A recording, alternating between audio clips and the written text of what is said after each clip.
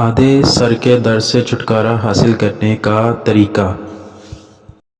अऊज़ु बिल्लाहि मिनश शैतानिर रजीम। बिस्मिल्लाहिर रहमानिर रहीम।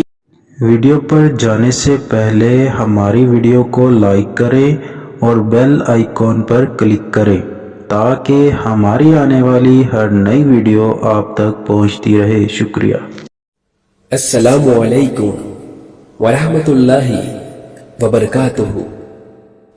आप पर सलामती हो और अल्लाह की तरफ से रहमतें और उसकी बरकतें नाजिल हो। हम आपको आधे सर के दर्द से छुटकारा हासिल करने का तरीका बताएंगे। आधे सर के दर्द से छुटकारा हासिल करना अब नहायत आसान है।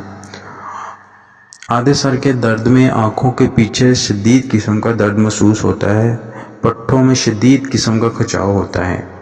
इससे निजात का आसान घरेलू टोटका ये है। आधे सर के दर्द से निजात के लिए सिर्फ एक चीज़, प्याज एक अदद चाहिए।